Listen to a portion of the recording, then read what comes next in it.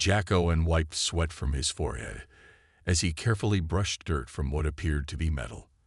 The afternoon sun beat down on New Dakota's dusty plains, making the archaeological dig site uncomfortably hot. As the only human on the team, Jack was used to working in conditions his alien colleagues found challenging. "Found something interesting over here," Jack called out, his voice echoing across the dig site. Vexnar, a tall insectoid crasthi with shimmering blue exoskeleton, skittered over to Jack's position.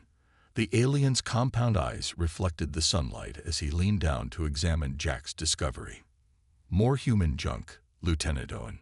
Vexnar's mandibles clicked with what Jack had learned to recognize as amusement. "Your species did have a habit of leaving garbage everywhere." Jack ignored the comment and continued clearing away centuries of dirt. "This isn't just junk. The metal composition and design. I think this might be military." As more of the object was revealed, Jack's excitement grew. The unmistakable shape of a tank turret began to emerge from the earth. After 3 more hours of careful excavation, there was no doubt. They had uncovered an M1A2 Abrams tank, a relic from Earth's pre-Commonwealth days. "It's nearly intact," Jack said, running his hand along the dusty armor plating. "Must have been buried during the colony's early days, maybe during the resource wars." Vexnar made a dismissive gesture with his upper limbs. "A primitive weapon. Not worth the resources to excavate fully. We should document its location and move on to more significant finds." Jack shook his head. "This is significant. These tanks were the backbone of Earth's military for decades. This model specifically, if I'm right about the markings, was part of a specialized unit. Kinetic weapons and metal armor," Vexnar said, his tone dripping with condescension. "Your species hadn't even developed basic energy shielding when these were built." By now, other members of the archaeological team had gathered around. A floating orb-shaped pylone named Orbzal hummed closer, its translucent body glowing with curiosity. "I find it fascinating," Orbzal said, its voice melodic and gentle. "Human military history is an important part of Commonwealth studies." Commander Grell, their Thoraxian supervisor, pushed through the small crowd. His massive reptilian form towered over even Vexnar. "What's the commotion about?" Grell demanded, yellow eyes narrowing at the half-excavated tank. Jack stood up straight. "Sir, request permission to fully excavate and restore this find. It's an M1A2 Abrams tank, likely from the early colonization period." Grell snorted. "To what end, Lieutenant? It belongs in storage with the other primitive artifacts." "With respect, sir, I believe this has historical value beyond simple storage. The tank appears remarkably preserved. If restored, it could provide valuable insights into human engineering that predates our integration with the Commonwealth." Grell seemed unconvinced, but Jack felt a strange connection to this mud-covered war machine. It represented a time when humans stood on their own, before becoming the junior partners in the galactic community. "Please, sir," Jack added. "I'll handle the restoration myself, on my own time if necessary." After a long moment, Grell nodded reluctantly. "Very well. You may excavate and attempt basic restoration, but it stays on New Dakota, and I want regular reports." As the others wandered away, Jack remained by the tank, feeling oddly protective. He ran his fingers along the barrel of the main gun, wondering about the men and women who had once crewed this machine. "Don't worry, old girl," he whispered to the tank. "We'll get you running again." Jack had no way of knowing then how important this discovery would become, or that this forgotten piece of human history would soon write a new chapter in the story of the Commonwealth. No one knew what the Relic human tank was truly capable of, but Jack Owen was about to find out. 2 weeks after the discovery, Jack stood in the colony's maintenance bay, staring at the fully excavated tank. The Abrams looked even more impressive now that it was completely uncovered, its massive bulk taking up most of the space in the bay. Despite centuries of burial, the tank's armor showed only minor corrosion. Someone had sealed it properly before it was abandoned. "You actually got it here," a female voice said from behind him. Jack turned to see Alice Bennett walking toward him. She was the colony's best engineer, with short blonde hair and hands perpetually stained with mechanical grease. Her blue jumpsuit had the Commonwealth Engineering Corps patch on one shoulder and an old Earth flag on the other. "Wasn't easy," Jack replied. Commander Grell almost changed his mind twice. Alice walked around the tank, running her fingers along the dusty armor plating. "My grandfather used to tell stories about these. Never thought I'd see one up close." "Can you help me restore it?" Jack asked. Alice smiled. "I was waiting for you to ask. I've studied pre-Commonwealth mechanical systems. This might be the most exciting project I've had since being stationed on this boring rock." They got to work immediately. Alice focused on the engine while Jack began cleaning decades of dirt from the tank systems. By the end of the first day, they had removed most of the external dirt and opened the hatch to examine the interior. "Look at this," Alice called from inside the tank. "The control systems are largely intact. Someone took care of this machine before it was buried." Jack climbed in and saw that she was right. The interior was dusty, but surprisingly well preserved. Even the seats were still in decent condition. "Wonder why they buried it," he said, running his hand along the gunner's controls. "Probably when the Commonwealth Treaty banned human military equipment," Alice replied. "Someone couldn't bear to destroy it completely." They worked for 10 more days, spending every free hour on the tank. Alice managed to get the engine compartment cleaned out and the fuel system purged. Jack focused on the electrical systems and computers. "I think I found something," Jack said on the 11th day. He was hunched over a small computer terminal he had connected to the tank systems. There are encrypted files still stored in the memory banks. Alice leaned over his shoulder. "Can you access them?" "Not yet. The encryption is military grade, even by today's standards." As they worked, Vexnar and Commander Grell entered the maintenance bay. The Krasthi researcher's mandibles clicked rapidly when he saw how much progress they had made. "You are wasting valuable time on this primitive weapon," Vexnar said. Commander Grell's reptilian eyes narrowed as he circled the tank. "I agreed to restoration for historical purposes, Lieutenant Owen. This looks more like you're preparing it for operation." Jack straightened up. "Sir, we can learn a lot more from a functioning system than a static display. The historical value is limited," Grell interrupted. "The Commonwealth has moved beyond such crude weapons. I'm giving you 1 more week to complete your project. Then this relic goes to storage." After they left, Alice sighed. "They just don't get it, do they?" "Get what?" Jack asked. "How important our history is. Humans joined the Commonwealth only 80 years ago. We gave up our military, our independence. This tank represents something we lost." Jack nodded. "That's exactly why I want to restore it properly. Not just as a museum piece, but as a reminder of human ingenuity."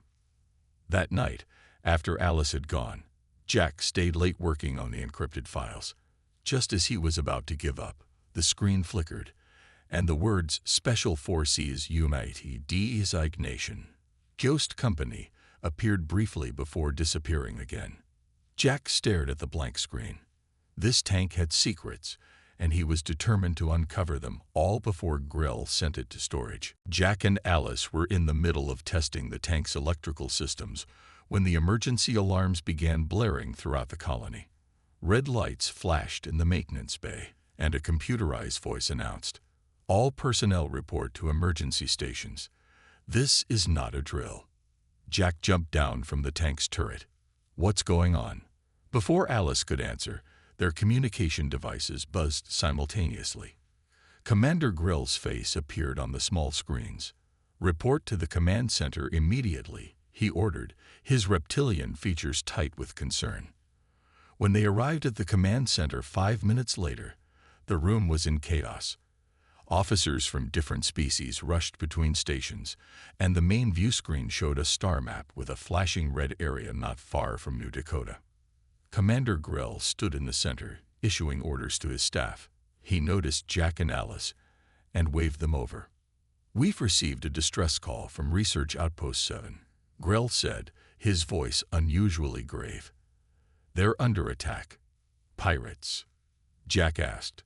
"Pirates occasionally targeted remote Commonwealth facilities." Grell shook his head. "Unknown species. They emerged from what appears to be some sort of spatial rift. The outpost managed to transmit images before communications were cut." He touched a control, and the view screen changed to show grainy footage of strange, dark ships with smooth flowing lines unlike any Commonwealth design. The ships fired weapons that seemed to cut through the outpost's shields like they weren't even there. "Those are Commonwealth standard energy shields," Alice said, her voice hushed. "Nothing should be able to penetrate them that easily." Vexnar approached, his usual arrogance replaced by worried clicks of his mandibles. "We're calling them Voidwalkers based on their emergence pattern. 3 Commonwealth defense vessels have already been destroyed trying to stop them." "What about evacuation?" Jack asked. Commander Grell's expression darkened further. "We've requested evacuation ships, but they won't arrive for at least 3 days. And according to the trajectory data," he pointed to the star map, where a projected path led directly to their colony. "The Voidwalkers will reach us first," Alice finished for him. The room fell silent as the implications sank in. New Dakota was a research colony with minimal defenses, not a military outpost. "What about our shield grid?" Jack asked. Orb Zal floated forward, its normally luminous body dimmed with worry. "Our analysis suggests the Voidwalkers' weapons operate on a frequency that renders conventional shields ineffective. We are attempting to modify our grid, but without knowing the exact specifications of their technology. We're defenseless," Alice concluded. Jack's mind raced. If energy shields were useless against these Voidwalkers, what could they use instead? His eyes met Alice's, and he could tell she was thinking the same thing. "The tank," he said quietly. Vexnar overhead and made a dismissive sound. "Your primitive artifact. This is not the time for jokes, human." "I'm serious," Jack insisted. "Modern Commonwealth weapons and defenses are all energy-based, but the Abrams uses physical projectiles and has composite armor designed to withstand kinetic impacts, not energy weapons." Commander Grell looked skeptical. "You think a 300-year-old human war machine could stand against technology that cuts through our most advanced shields?" "I don't know," Jack admitted.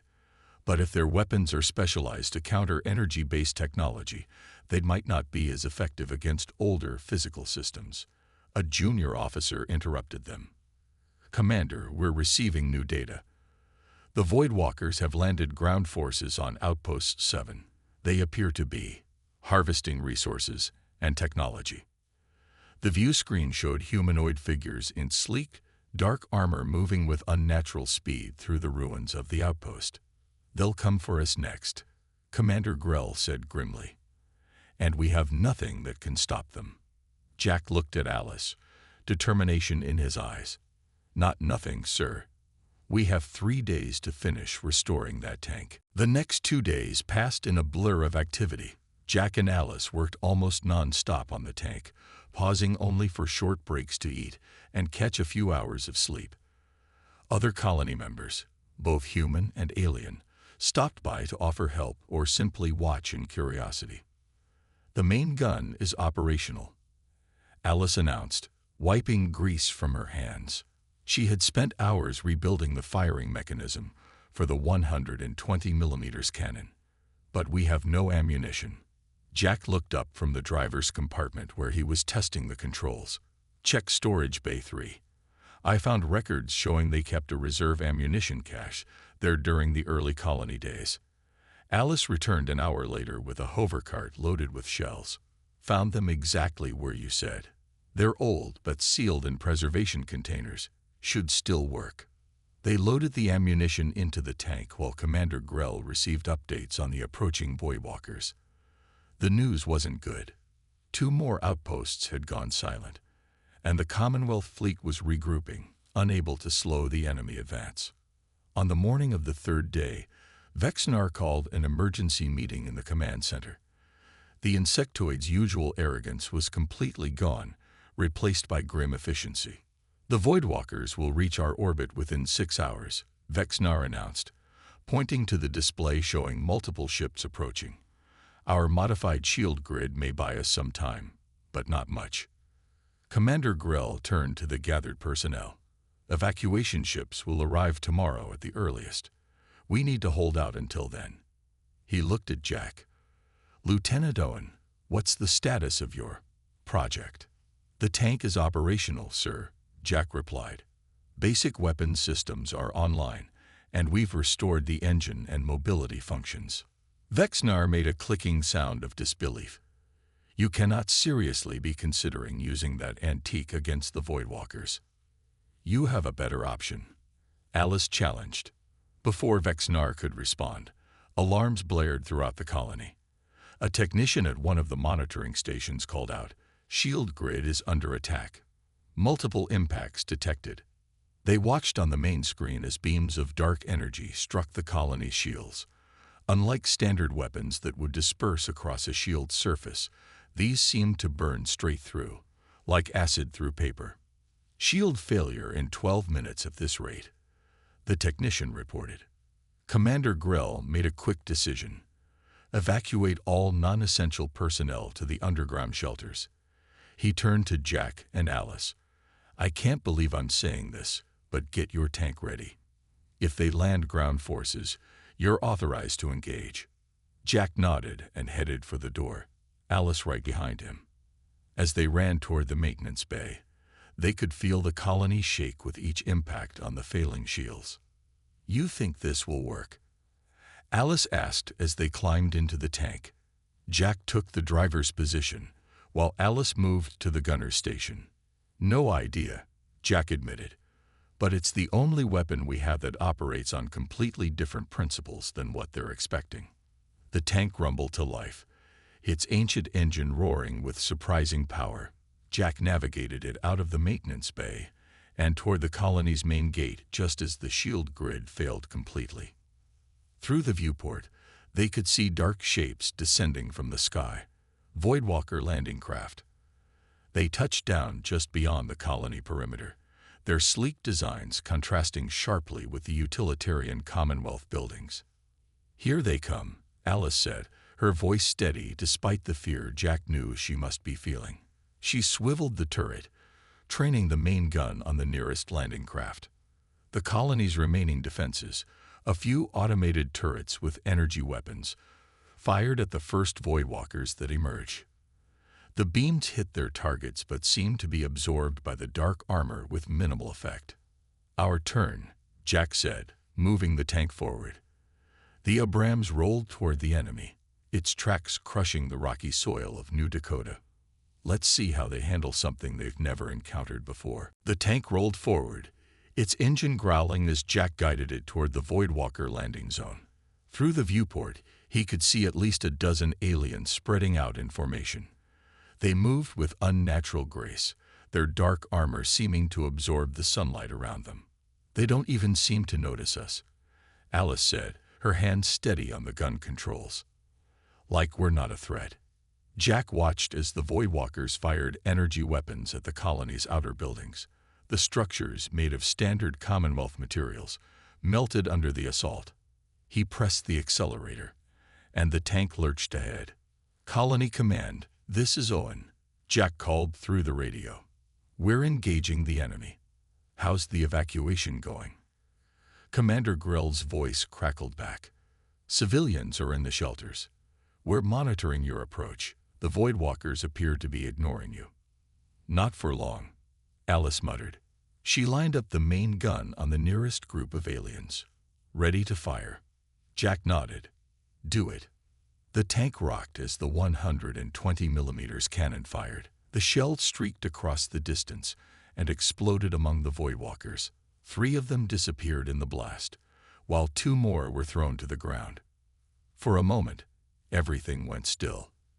Then, as one, all the remaining Voidwalkers turned toward the tank. "I think we got their attention," Jack said, already moving the tank in a different direction to avoid return fire. The aliens fired their weapons at the tank.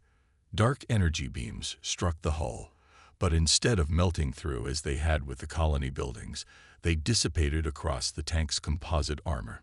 "It's working," Alice shouted. "Their weapons aren't designed to handle this type of armor." She fired again, the machine gun this time, sending a spray of bullets toward the approaching aliens. The Voidwalkers seemed confused. Their movements became less coordinated as they tried different weapons against the tank, all with limited effect. Some of their shots left scorch marks on the armor, but nothing penetrated.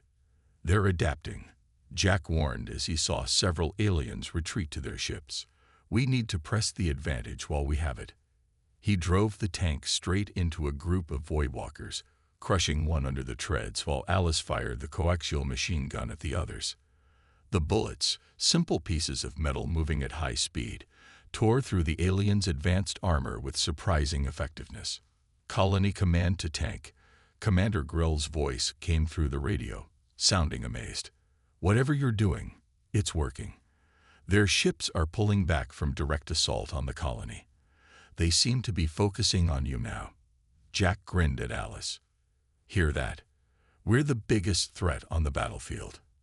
A larger Voidwalker emerged from one of the ships, carrying what looked like a heavier weapon. It fired, and this time the impact against the tank was much stronger. The tank shuddered, and warning lights flashed in the cabin. "That one hurt," Jack said, checking the damage indicators. "Armor is holding, but we can't take too many hits like that." Alice swiveled the turret and fired the main gun again. The shell hit the large Voidwalker directly, obliterating it and its weapon. As they continued to fight, Jack noticed something on one of the displays. "Look at this," he said, pointing to a small screen that had suddenly activated. "The tank's computer is analyzing their weapons and armor. It's like it's learning as we fight." Alice glanced at the screen between shots. "That's not standard for an Abrams. This must be part of that Special Forces modification you found in the encrypted files." The battle continued for another 20 minutes. The tank took hits but remained operational, while the Voidwalkers lost more of their forces. Finally, the remaining aliens retreated to their ships. "They're leaving," Commander Grell announced over the radio, disbelief in his voice. "The Voidwalker ships are pulling back to orbit." Jack and Alice looked at each other, faces grimy with sweat, but eyes bright with triumph. "We did it," Alice said softly. "A 300-year-old human tank just defeated an enemy the Commonwealth couldn't stop." Jack nodded, patting the control panel. "And I think this is just the beginning of what this old girl can do." Word of what happened on New Dakota spread quickly through the Commonwealth communication network. Within a day, the story of how a restored human tank had repelled an enemy that defeated modern warships reached neighboring colonies. By the time the evacuation ships arrived, they carried not just supplies but officers from Commonwealth Military Command. Jack and Alice stood at attention in the colony's conference room as Admiral Kent Harris, the highest-ranking human in the Commonwealth fleet, studied the data from their battle. Commander Grell and several other officers, both human and alien, watched silently. "So this ancient war machine," Admiral Harris said, tapping the screen showing images of the tank, "managed to do what 3 of our most advanced ships could not." "Yes, sir," Jack replied. "The Voidwalkers' weapons seem optimized to counter energy shields and modern alloys, but they're less effective against the tank's composite armor." The Admiral nodded thoughtfully. "And the kinetic weapons," Alice answered. "Their armor appears designed to disperse energy attacks, but physical projectiles tear right through it. It's like fighting a water-resistant enemy with fire." A Commonwealth scientist named Frank Carter stepped forward. He was a thin man with graying hair who had arrived on the evacuation ships. "I've analyzed the battle data," he said. "The Voidwalkers have clearly evolved their technology to counter energy weapons exclusively. They've likely never encountered physical projectile weapons before." Admiral Harris turned to Commander Grell. "What's the status of the Voidwalker fleet?" "They've withdrawn to the edge of the system," Grell replied. his earlier skepticism about humans noticeably absent. But our long-range scans show more ships emerging from the spatial rift. They're gathering for a larger assault. The Admiral's expression turned grim. We need to adapt our defenses quickly. He looked at Jack and Alice. Lieutenant Owen, Engineer Bennett, I want you to lead a new initiative. Are there more of these tanks or similar Earth weapons in storage anywhere? Jack thought for a moment. There might be. When humans joined the Commonwealth, most military equipment was supposed to be destroyed, but I suspect other colonies like New Dakota might have preserved some as well. Find them, the Admiral ordered, and I want everything you can tell me about how this tank works. He gestured to Frank Carter. Dr. Carter will help you incorporate this technology into our defense strategies. Over the next 2 days, Jack and Alice worked with Commonwealth engineers to teach them about kinetic weapons. News arrived that 2 more colonies had discovered preserved human military vehicles in their historical archives. A small fleet of Commonwealth ships arrived in orbit, bringing additional personnel and equipment. The tank, now nicknamed Lazarus by the crew for its resurrection from the grave, became the center of attention. Frank Carter spent hours examining its systems, particularly fascinated by the computer that had analyzed the Voidwalkers during battle. This isn't standard for tanks of this era, he told Jack and Alice as they crowded around a console in the maintenance bay. The adaptive analysis software is far more advanced than anything that should have been available when this tank was built. Alice nodded. That matches what we found in the encrypted files. This tank was part of a special forces unit called Ghost Company. Jack watched as a group of both human and alien trainees practiced loading the main gun under Alice's supervision. It was strange to see a Krasthi like Vexnar learning to use human weapons, but the alien had become one of their most dedicated students after witnessing the tank in action. We've received word from Commonwealth Command, Commander Grell said, entering the bay. His usual disdain for humans was gone, replaced by respectful camaraderie. The Voidwalkers are massing for another attack. Our long-range scans show at least 30 ships headed for New Dakota. Jack looked at the tank, now surrounded by a mixed crew of humans and aliens working together. How long do we have? Less than a day, Grell replied gravely. And this time, they'll be ready for us. Dawn broke over New Dakota as Jack climbed into the tank. In the distance, the sky glowed with unnatural light as Voidwalker ships entered the atmosphere. Commonwealth sensors had detected over 30 vessels, far more than their previous encounter. Everyone in position, Jack asked through the radio. Ready, Alice replied from the gunner's seat. Vexnar had taken the loader position, his multiple limbs proving surprisingly effective at handling the heavy shells. Admiral Harris spoke from the command center. All units, prepare for engagement. Remember your training. Physical projectiles only. No energy weapons. Since the first battle, they had assembled a small defensive force using whatever kinetic weapons could be found or quickly manufactured. Some colonists wielded ancient human rifles discovered in a museum display. Others manned hastily constructed artillery pieces based on old Earth designs. It wasn't much, but it was all they had. They're landing, Commander Grell announced. Multiple touchdown points around the colony perimeter. Jack maneuvered the tank to a position overlooking the main approach. Through the viewport, he could see dozens of Voidwalkers emerging from their ships. Their armor looked different, thicker, with additional plating. They've modified their defenses, Alice observed. They're adapting to counter our weapons.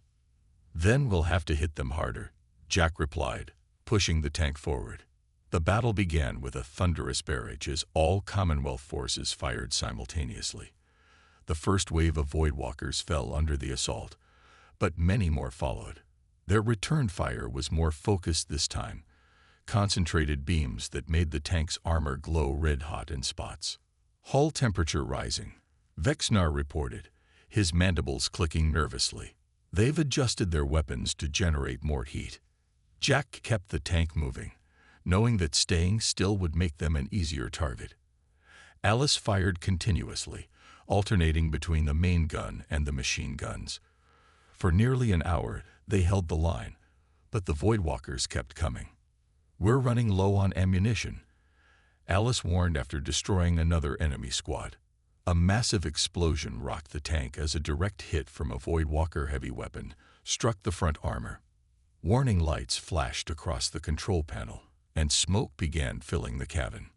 "Status report," Admiral Harris demanded over the radio. "We're hit," Jack replied, coughing. "Armor is breached in Section 3. Drive system damage." Alice swiveled the turret to fire back, but nothing happened. "Main gun is offline." Outside, the Voidwalkers pressed their advantage, moving closer to the disabled tank. Jack tried to restart the engine, but it wouldn't respond. "We need to evacuate," Vexnar insisted. Jack shook his head. "Not yet." He kept trying different systems, desperately searching for anything that still worked. As he pressed a sequence of buttons, the small screen that had activated during their first battle lit up again.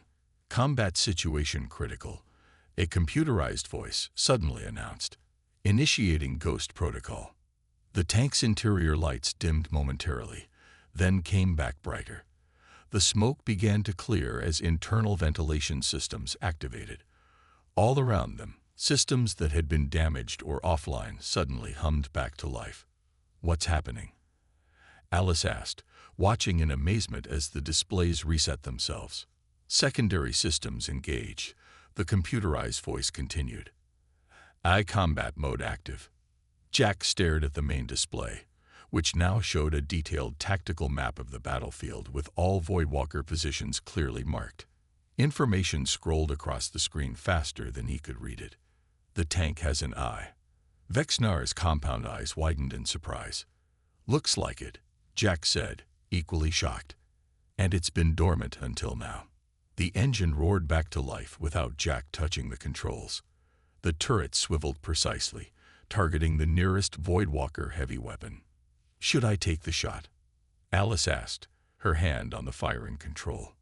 "I don't think you need to," Jack replied as the tank fired on its own, destroying the target with perfect accuracy. "All crew members, secure positions," the AI announced.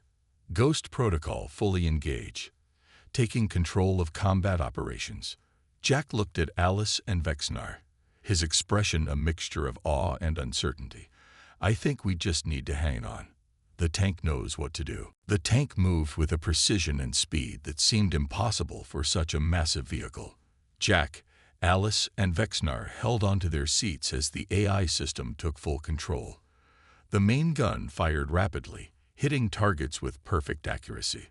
The tank weaved between enemy positions, avoiding return fire with uncanny prediction.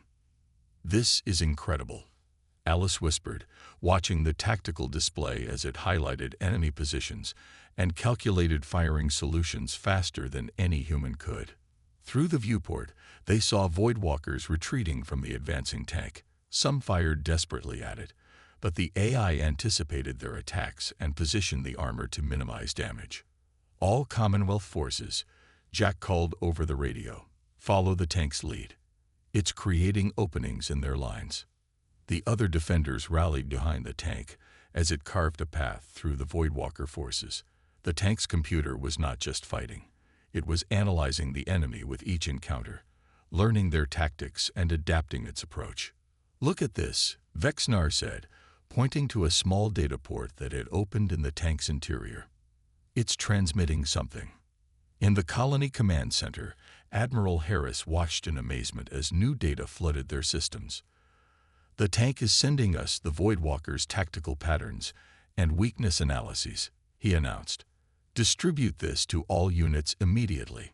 Armed with this new information, the Commonwealth forces pressed their advantage.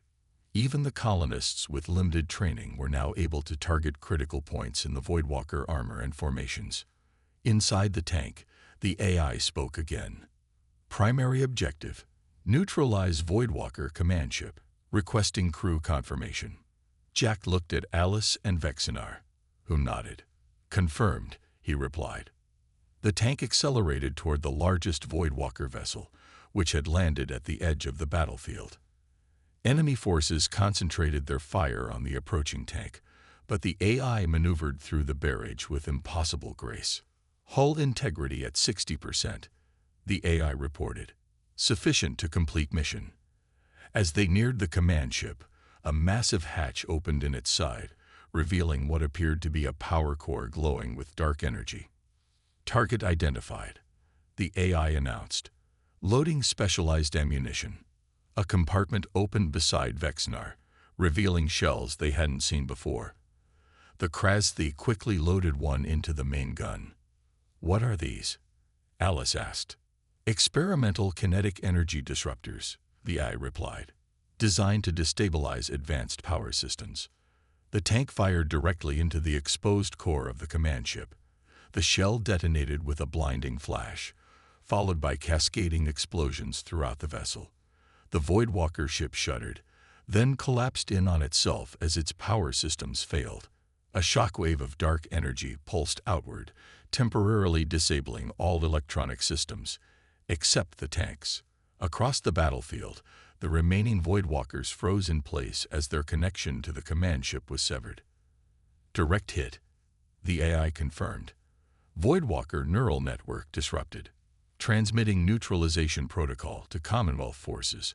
When systems came back online, Admiral Harris's voice crackled through the radio. "All units, the enemy is retreating. Their ships are launching with whatever forces they can recover. We've won." Cheers erupted across all channels as the remaining Voidwalkers scrambled back to their vessels. Within minutes, the alien ships were rising into the atmosphere, leaving New Dakota behind. 3 days later, Jack stood beside the tank in the colony's central plaza. Workers were constructing a special platform where the tank would be permanently displayed as a monument to the victory. Admiral Harris approached, accompanied by Commander Grell and several high-ranking Commonwealth officials. "The Commonwealth Council has reviewed our reports," the Admiral announced.